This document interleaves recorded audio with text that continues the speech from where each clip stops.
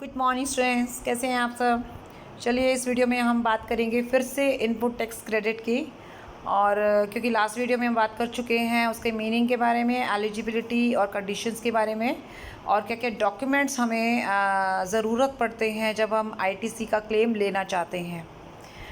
अब हम next topic पर आएंगे, that is manner of utilisation of ITC, यानी हम आईटीसी को किस तरीके से यूटिलाइज़ कर सकते हैं। देखिए यहाँ पर दो चीज़ें बहुत इंपॉर्टेंट हैं, एक उसकी सीक्वेंस और दूसरा उसकी रिस्ट्रिक्शन। ठीक है, यानी कि हम सीक्वेंस किस किस तरीके से हम आईटीसी को इस्तेमाल करेंगे, तो उसके लिए मैं आपको इस टेबल पे लेके जाना चाहूँगी। इस टेबल को अगर आप क्लियरली अंडरस्टैंड कर पाते हैं तो समझ लीजिए कि आपके ये दोनों टॉपिक ऑटोमेटिकली कवर हो जाएंगे। आप देख सकते हो इस टेबल में सबसे पहले दिया गया है कि जो आईटीसी आपको मिला है, अभी तो आईटीसी आपने बेनिफिट नहीं लिया है, अभी आपने इनपुट टैक्स दे रखा है। ये आईजी, मान लीजिए आप इंपोर्ट करते थे तो आपने आईजीएसटी ले रखा है, यानी आईजीएसटी आपने पे किया था, नाउ आप इसका क्रेडिट लेना चाहते हो।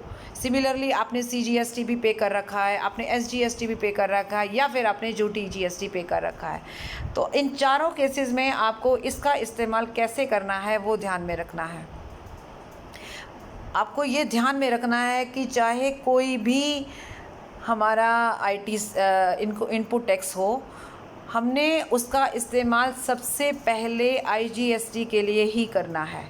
आप चेक कर सकते हो इस टेबल को, मैं सीधा आपको इस लास्ट कॉलम में लेके जाऊंगी। आप चेक कीजिए, फर्स्ट 2 पे हमेशा आईजीएसटी होगा, आप चेक कर सकते हो चारों केसेस में। यानी कि आप कोई भी इनपुट टैक्स पे करते हो उसका इस्तेमाल आपने, यानी कि उसका क्रेडिट आपने सबसे पहले किसके लिए लेना है, आईजीएसटी के लिए लेना है, आईजीएसटी के लिए, आईजीएसटी के लिए और आईजीएसटी के लिए। ठीक है, ऑप्शन कोई और बचता ही नहीं है। अगर उसमें पैसे बच जाएं देन आप उसका इस्तेमाल दूसरे कामों के लिए कर सकते हो, मतलब दूसरे टैक्सेस के लिए कर सकते हो। अभी उसका कैसे करेंगे, अभी ये चेक कर लेते हैं। मान लीजिए फॉर एग्ज़ाम्पल आईजीएसटी है, मैं इसको 1 सेकंड के लिए छोड़ रही हूँ, मैं आपको पहले ये 3 क्लियर करना चाह रही हूँ क्योंकि यहाँ मैं थोड़ा सा जल्दी आपको समझा पाऊँगी। मान लीजिए आपने सीजीएसटी दे रखा है पहले, अब इसका इस्तेमाल आपने सबसे पहले किसके लिए करना है, या देख सकते हो आईजीएसटी के लिए करना है एंड फिर सीजीएसटी के लिए ही करना है, और तीसरा ऑप्शन नहीं है। मान लीजिए आप एसजीएसटी दे चुके हो, तो पहला इस्तेमाल आपने आईजीएसटी के लिए करना है, दूसरा एसजीएसटी के लिए करना है। मतलब जो यहाँ टैक्स होगा ना उसकी बारी सेकंड नंबर पे आएगी, जो यहाँ टैक्स होगा उसके सेकंड नंबर पे आएगा, जो यूटीजीएसटी है उसका भी आपको सेकंड नंबर पे ऑप्शन मिलेगा। आपको नीचे के तीनों केसेस क्लियर हो गए। ठीक है, यानी अगर सीजीएसटी पे कर रखा है तो सेकंड नंबर पे आप देख सकते हो या तो आईजीएसटी तो है ही है प्लस सीजीएसटी है, फिर अगर आपने एसजीएसटी पे कर रखा है तो भी आईजीएसटी प्लस आगे एसजीएसटी, अगर कुछ बच जाता है तो उसी सीक्वेंस में तीसरा भी है। लेकिन अगर आपने पहले आईजीएसटी पे कर रखा है उसका इस्तेमाल भी सबसे पहले आईजीएसटी के लिए, उसके बाद अगर कोई भी आपके पास टैक्स देना पड़ रहा है, चाहे वो सीजीएसटी हो, एसजीएसटी हो या यूटीजीएसटी हो, आप उसमें किसी भी सीक्वेंस में उसका इस्तेमाल कर सकते हो। अब आप यहाँ चेक कीजिए, मैं लास्ट के पहले तीनों पार्ट्स पे जाऊंगी। फर्स्ट 2 पे आपने आईजीएसटी पे किया, फिर सीजीएसटी पे किया, फर्स्ट 2 पे आईजीएसटी पे किया, फिर एसजीएसटी पे किया, फिर सेकेंडली में यूटीजीएसटी पे किया। ऊपर वाले में आ जाओ, सबसे पहले आईजीएसटी पे किया, उसके बाद या तो सीजीएसटी या एसजीएसटी या यूटीजीएसटी कोई भी ऑर्डर में आप पे कर सकते हो। क्लियर हो गई। अभी जब तक आपको इनके एग्जाम्पल नहीं करवाए जाएंगे आप इसका मतलब अच्छे से नहीं समझ पाओगे। अब हम सीधा इनके एग्जाम्पल्स पे चलेंगे। चलिए, ये जो भी चीज़ें लिखी गई हैं वो सारी की सारी आपको क्लियर हो गई हैं। एग्जाम्पल स्टार्ट करते हैं, हम यूटिलाइजेशन कैसे करेंगे। देखिए, हमने आईजीएसटी पे किया है, उसका इस्तेमाल मैंने बोला आईजीएसटी में करना है। ठीक है, और उसके बाद कुछ बच जाए तो ये इनमें किसी भी ऑर्डर में आप इस्तेमाल कर सकते हो। एग्जाम्पल लेके चलते हैं। For example tax credit IGST का 12 लाख है, इसका मतलब है कि 12 लाख रुपए का हमने कभी इंपोर्ट किया था और उस पर हमने 12 लाख, मतलब इंपोर्ट तो हमने ज़्यादा का किया होगा ऑब्वियसली, 12 लाख रुपए का हमें आईजीएसटी देना पड़ा। अब उसका इस्तेमाल, वो क्रेडिट मुझे मिलेगा आगे जब मैं आउटवर्ड सप्लाई करूँगी। ठीक है ना, तो 12 लाख रुपए बचे हुए हैं आपके। अब क्या हुआ कि आपको SGST पे करना पड़ रहा है आगे 2 लाख, और IGST पे करना पड़ रहा है 1 लाख, और CGST पे करना पड़ रहा है आपको 2 लाख। क्लियर हो गई ये बात? ठीक है। तो मैंने क्या बोला था, IGST का इस्तेमाल सबसे पहले किसके लिए करो, IGST के लिए। तो मैं चेक कर लूँ, हमारा IGST जो आउटवर्ड है, आउटपुट IGST है वो है 1 लाख। तो इस 12 लाख में से सबसे पहली बारी किसकी आएगी, 1 लाख की है।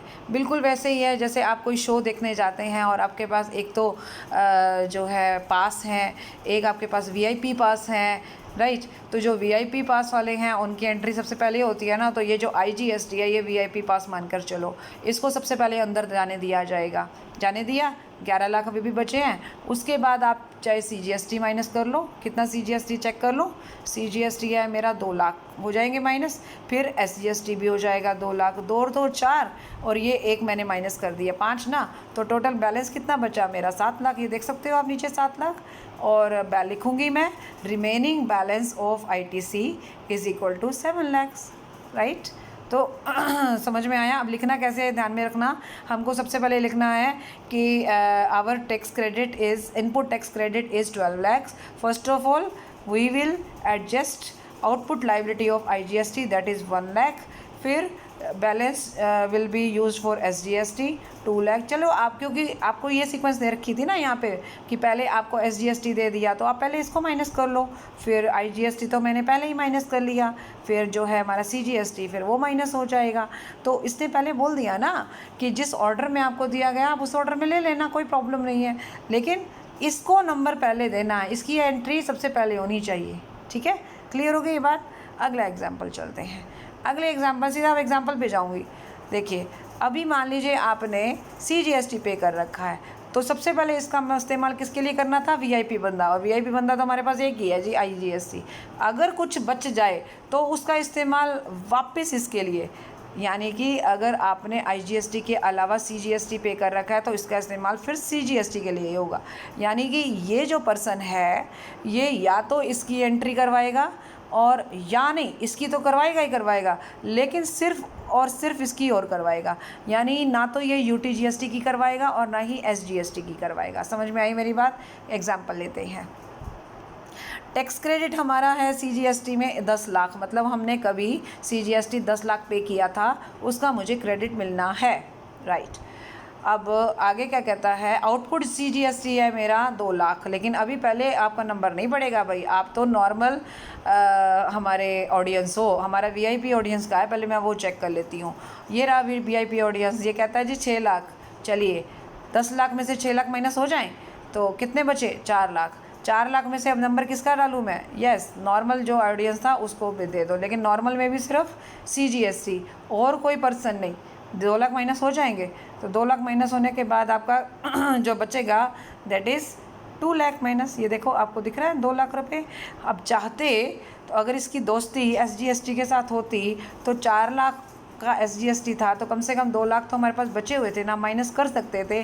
पर क्योंकि ये कहता है कि नहीं, मेरे घर में तो 2 ही मेहमान आ सकते हैं, एक तो ये स्पेशल वाला गेस्ट है और एक ये नॉर्मल गेस्ट है, तीसरे गेस्ट की परमिशन नहीं है। ठीक है, अभी अगर इसने ऐसे किया तो फिर बारी बारी ये लोग भी तो ऐसे ही करेंगे ना।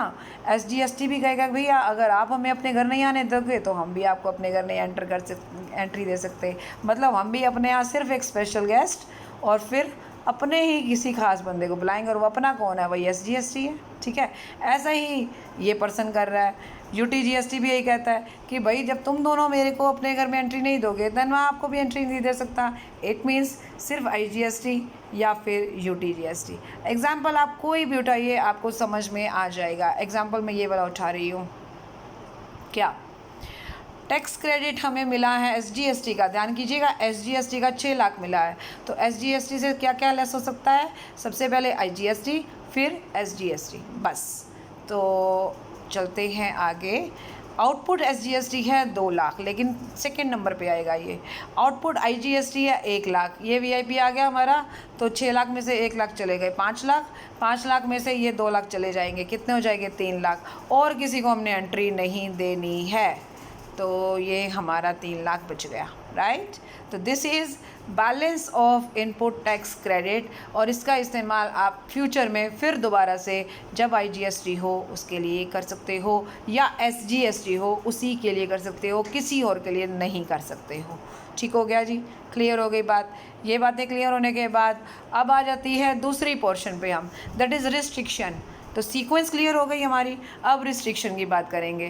तो जिसको सीक्वेंस समझ में आ रही है तो रिस्ट्रिक्शन भी यही बात मैं आपको वापस इसी पे क्लियर करना चाहूँगी। इसी टेबल पे आ जाओ। यहाँ पर चारों में मुझे देखकर आपको अब ये बताना होगा कि रिस्ट्रिक्शन क्या है। अगर मैं SGST उठाऊँगी तो ये किसको अपने घर नहीं आने देता, किस किस को आने देता है? सिर्फ IGST को आने देता है और SGST को आने देता है।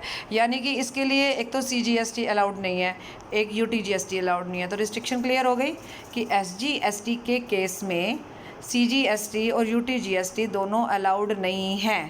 नंबर 1 बात हो गई। अभी CGST का एग्जांपल ले लेते हैं। CGST के घर में कुछ किसकी एंट्री नहीं है, ना तो SGST की एंट्री है ना UTGST की एंट्री है। क्लियर हो गई रिस्ट्रिक्शन। तीसरा, UTGST के लिए किसकी एंट्री अलाउड नहीं है, ना तो ये CGST को घुसने देगा ना ये SGST को घुसने देगा। अभी आ जाओ इस पे, IGST सबका दोस्त है क्योंकि ये सबके घर में जाता है तो इसको अपने घर में सबको बुलाना होगा। तो IGST के घर में तो हर बंदा जा सकता है, लेकिन सबसे पहले तो ये अपने ही खास मित्र को बुलाएगा, यानी कि IGST को ही बुलाएगा। उसके बाद बचेगा तो जिस ऑर्डर में क्वेश्चन में आप देखोगे उसी क्वेश्चन में आपको मिल जाएगा। तो ये हो गया हमारा रिस्ट्रिक्शन क्लियर। तो आप चाहो तो ऐसे डायग्राम करके भी रिस्ट्रिक्शन को समझ सकते हो। ओके, सो ये हो गया हमारा क्लियर। अब नेक्स्ट पॉइंट आ रहा है time limit under ITC। Time limit का मतलब होता है ITC लेने के लिए एक टाइम लिमिट भी होती है। ये नहीं है कि आप अनलिमिटेड टाइम तक ITC का बेनिफिट ले सकते हो। तो टाइम लिमिट के लिए 2 चीज़ें इंपॉर्टेंट हैं। क्या? एक तो टाइम लिमिट किस चीज़ की, कि कब आप एलिजिबल होते हो ITC के लिए, ठीक है, यानी time limit to become eligible to claim ITC। उसके लिए बाकायदा कुछ एक टाइम हमने देखना पड़ेगा, कैलकुलेट करना पड़ेगा।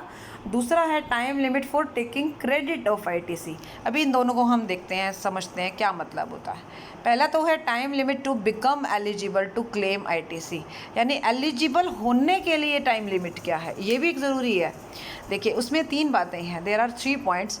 अगर कोई भी पर्सन GST के अंतर्गत रजिस्ट्रेशन के लिए लाइबल है, मतलब रजिस्ट्रेशन उसको करवाना चाहिए क्योंकि वो उसके लिए ज़रूरी है, तो जिस दिन वो लाइबल बनता है, ध्यान में रखना, when he becomes liable to pay tax. तो ऑब्वियसली अगर आप टैक्स के लिए लाइबल हो तभी आप रजिस्ट्रेशन के लिए लाइबल हो, ठीक है ना। अगर आप टैक्स के लिए लाइबल नहीं हो तो रजिस्ट्रेशन ज़रूरी नहीं है। ओके, तो यहाँ मतलब क्या है, a person is liable to registration, यानी कि रजिस्ट्रेशन क्यों करवाएगा कोई, जब उसको ये लगेगा कि मैं टैक्स के लिए लाइबल हूँ, ठीक है। दूसरी बात, अगर आपको रजिस्ट्रेशन करवाना ज़रूरी नहीं है, इसका मतलब तो आपका कोई टैक्स बनता नहीं है इसलिए आपने रजिस्ट्रेशन करवाने का नहीं सोचा, बट आप वॉलंटरी रजिस्ट्रेशन करवा रहे हो, मीन्स कोई लायबिलिटी नहीं है, आप अपनी इच्छा से रजिस्ट्रेशन करवा रहे हो। तो जिस दिन आप रजिस्ट्रेशन करवाते हो, अभी पहले में और दूसरे में डिफरेंस चेक कीजिए। पहले में तो जिस दिन आप टैक्स के लिए लायबल बनते हो उस दिन, और दूसरे में जिस दिन आप रजिस्ट्रेशन करवाते हो उस दिन, ठीक है। और तीसरा, अगर कोई रजिस्टर्ड टैक्सेबल पर्सन, रजिस्टर्ड भी है, अभी देखो दोनों बातें हैं, पहले वाले में रजिस्ट्रेशन करवाना था क्योंकि टैक्सेबल था, और दूसरे वाले में टैक्सेबल नहीं था बट रजिस्ट्रेशन अपनी मर्ज़ी से करवाया है, तो पहले वाला पर्सन हो गया ना रजिस्टर्ड टैक्सेबल पर्सन।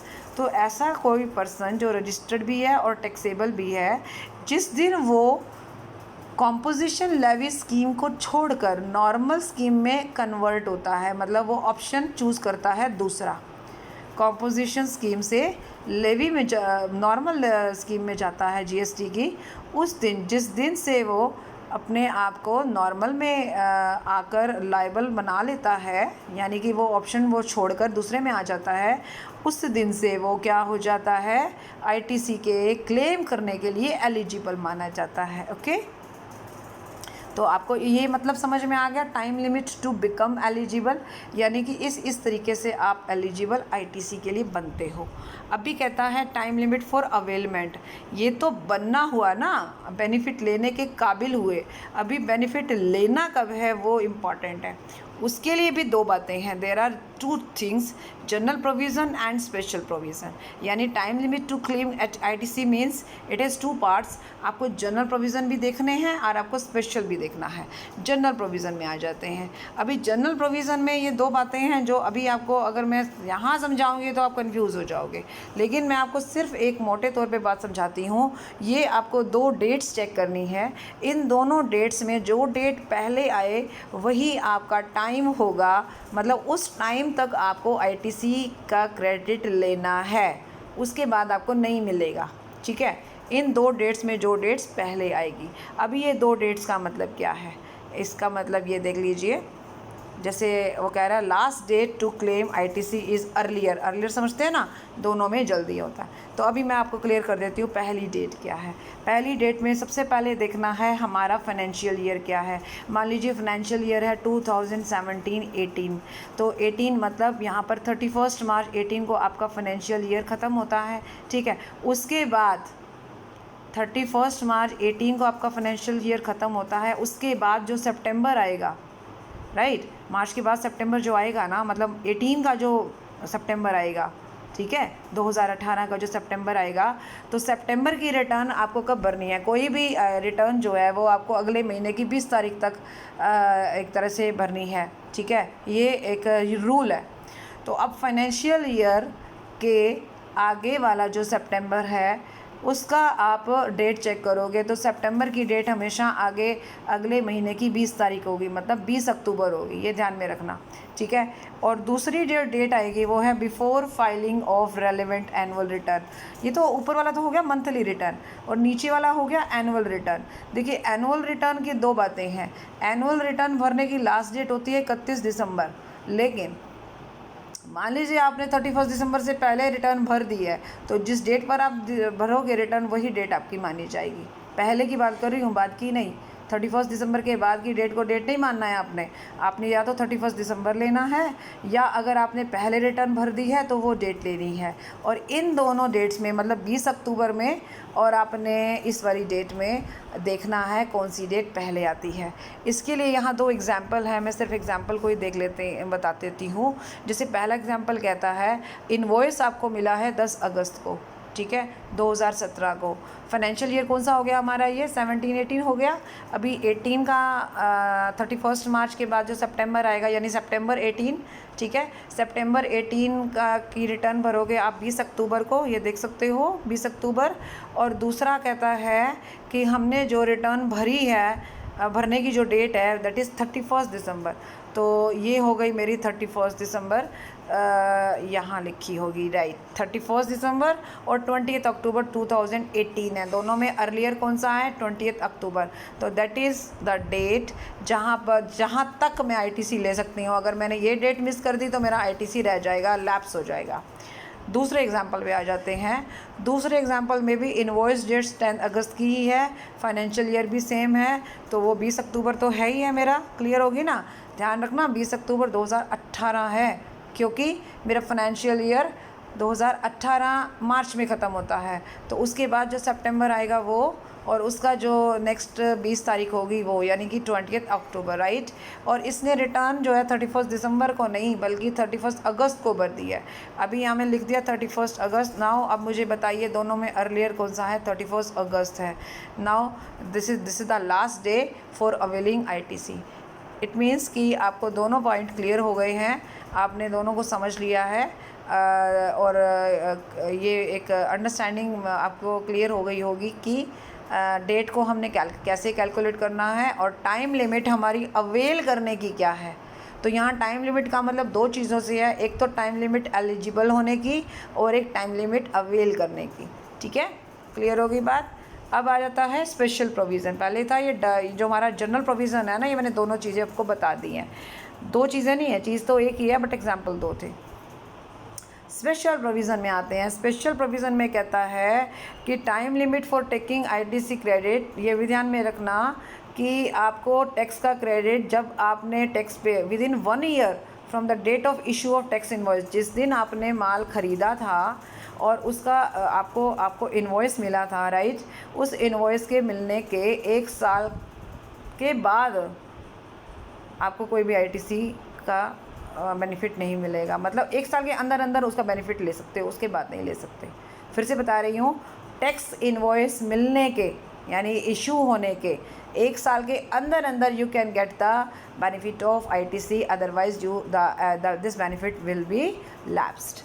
सो इस वीडियो में आपको क्लियर हो गई हैं कुछ बातें, क्या क्या एक बार फिर से देख लेते हैं कि हम अपने एक तो आईटीसी का यूटिलाइजेशन कैसे करेंगे। यूटिलाइजेशन के लिए 2 बातें हैं, एक सीक्वेंस और एक रिस्ट्रिक्शन। सीक्वेंस के लिए इस टेबल को अच्छे से समझना है, रिस्ट्रिक्शन को भी उस टेबल से आप समझ सकते हो। उसके बाद टाइम लिमिट की बात आती है। सो टाइम लिमिट के लिए 2 बातें हैं, एलिजिबल होना और अवेल करने का टाइम देखना, ठीक है। तो एलिजिबल होने के लिए 3 पॉइंट्स थे और अवेल करने के लिए 2 पॉइंट्स हैं, जनरल प्रोविज़न और स्पेशल प्रोविज़न। जनरल प्रोविज़न में आपके 2 डेट्स के अंदर जो अर्लियर डेट हो वो लेनी है, और स्पेशल प्रोविज़न में आपने टैक्स इनवॉइस इशू होने के 1 साल के अंदर अंदर आईटीसी का बेनिफिट ले लेना है। So that's all for this video. Thank you so much, bye bye, take care.